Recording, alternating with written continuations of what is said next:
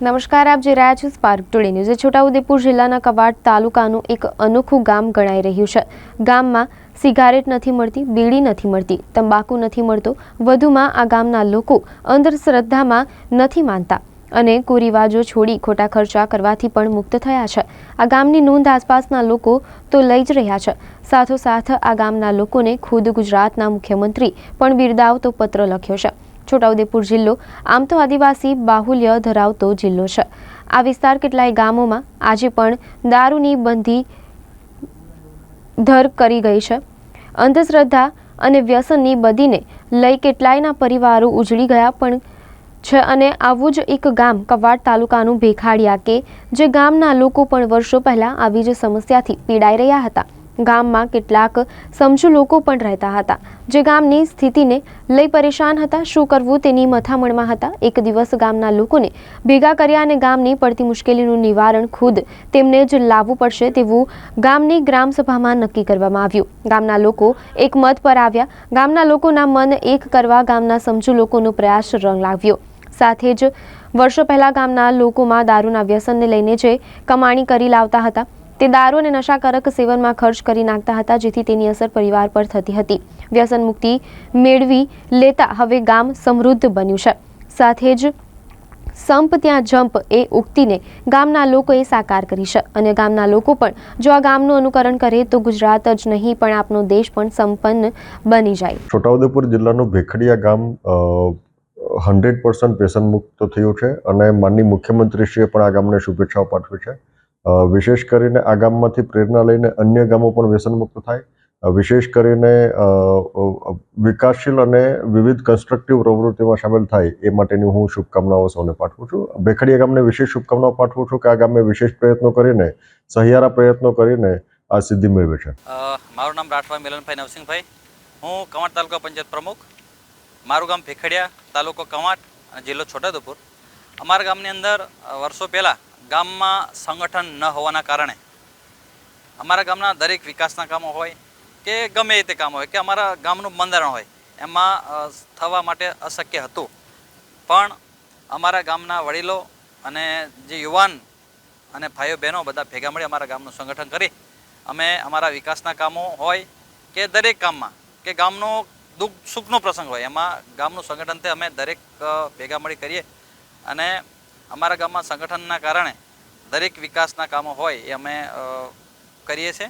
અને અમારા ગામમાં પાણી પીવા માટેની તકલીફ હતી એ અમારે રાજકોટના મનસુખભાઈ સુવાગી આવ્યા પછી અમારા ગામની અંદર સંગઠન કરી ભાઈઓ અને બહેનો બધા ભેગા મળી 30 જેટલા ચેકડેમો બનાવ્યા અને એક સંગઠનના કારણે અમારા ગામની અંદર જે તમાકુ જેવા જે વ્યસનો હતા, જે ડીજે જેવા, એ બધા ગામ લોકોએ બધા ભેગા મળી અમારા સંપથી અમે આખા ગામમાં બંધ કર્યું છે। અને હમણાં અમારા ગામને એક મુખ્યમંત્રી શ્રી ભૂપેન્દ્રભાઈ પટેલ સાહેબે એક પત્ર અમારે એક આભાર વ્યક્ત કર્યો છે કે જે વ્યસન મુક્ત છે એ બાબત બરાબર। હવે એમાં એ જે અમારા ગામનું જે કાયદાનું જે બંધારણ છે એનો સરકારશ્રીએ નોંધ લીધી એ બદલ હું સરકારનો બી આભાર માનું છું। નમસ્તે, મારું નામ રાઠવા મધુસૂદનભાઈ રીધુભાઈ, ગામ ભેખડિયા, દિવ્ય ગામ ભેખડિયા, તાલુકો કવાંટ, જિલ્લો છોટાઉદેપુર। મારા ગામની અંદર 2018માં માનનીય મનસુખભાઈ સુવાગિયા જળક્રાંતિ ટ્રસ્ટ રાજકોટથી આવ્યા અને અમારા ગામના સર્વે કરવામાં આવ્યું। એમાં અમારા ગામની અંદર પાણીની સમસ્યાથી માંડીને વ્યસનથી માંડીને બધી રીતે કુરિવાજથી માંડીને બધી રીતે ગામ સંકળાયેલું હતું। એમાં અમને કઈ રીતના બહાર લાવવા એમની આખી યોજના કરી અને અમારા ત્યાં ગામની અંદર 30 જેટલા મોટા ચેકડેમ બન્યા। આજે એ પાણી અત્યારે અમારા તળાવને ભરપૂર છે અને એમાં અમે એમાં 3 પાક અમે લઈ શકીએ છીએ, એટલે અમારે આવક પણ 3 ગણી થઈ। બીજું કે વ્યસનની અંદર અમારા ત્યાં ડીજે, ફટાકડા અને તમાકુ, બીડીથી માંડી બધું જ બંધ છે, એટલે અમારા લગ્ન કે કોઈ પણ પ્રસંગ હોય તો એમાં અમારો ઘણો બધો બચાવ થાય છે। દાખલા તરીકે 70,000 થી 80,000 રૂપિયા એક લગ્નમાં ખર્ચ થાય છે, તો ગામની અંદર 25 થી 30 લગ્ન થાય છે, તો ઘણી મોટી બહોળી સંખ્યામાં અમારા ત્યાં એ રકમ અમને પોતાને જ મળે છે। એ કુરિવાજની અંદર ખર્ચ થતી હતી એની જગ્યાએ અમને પોતાને લાભ મળે છે। અને બીજું કે અમારા ગામની અંદર દિવ્ય ગામ ભેખડિયા બન્યું એ આદિવાસીઓ મધ્યપ્રદેશ ને મહારાષ્ટ્ર ને ગુજરાતમાં અમારે બોર્ડર પર 3000 જેટલા ગામ છે. એમાં અમારા ગામનું પ્રેરણા લઈને બધા લોકો કરે. એમાં મધ્યપ્રદેશ અને મહારાષ્ટ્રમાં 2 ગામ કરે છે. એમાં બીજું મહારાષ્ટ્રનું એક ગામ છે. આખી પંચાયત વ્યસન મુક્ત થવા અત્યારે જઈ રહી છે. એટલે અમારે આ આદિવાસી ગામ તરીકે છે એ એવા જ અમારી પ્રેરણા લઈને બધા લોકો કામ કરે તો જે ખર્ચ અત્યારે મોંઘવારીના દ્રષ્ટિએ બહુ ઘણો ખર્ચ થાય છે, પણ એ આપણે જ કઈ રીતના ઓછો કરવો એ આપણે. અમારું ગામ પહેલું થોડુંક એટલે વ્યસન ને આ બધા રસ્તે ચાલતું હતું. એમાં થોડાક મનસુખભાઈ આવ્યા અને પછી ગામ લોકો સંગઠિત છે એ બધા ભેગા મળી અને વ્યસન દૂર કરો, પછી ખોટા ખર્ચ ડીજે છે આ બધું દૂર કરવાથી અત્યારે અમારા ગામમાં એમ સારું એમ ચાલે છે.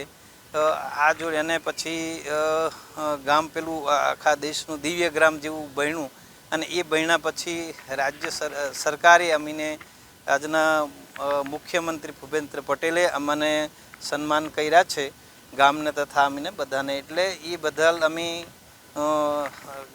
મુખ્યમંત્રીનો આભાર માનીએ છીએ અને રાજ્યનો પણ આભાર માનીએ છીએ. અને આવું દરેક ગામડાની અંદર વ્યસનને સારા રસ્તે જાય અને એ કરે ને તો કોઈ ખર્ચ કરવાનો નથી, પણ દરેક આગેવાનો તટસ્થ રહી અને ખોટા ખર્ચ કરવાનું બંધ કરે એ બદલ અમે સૌનો આભાર માનીએ છીએ.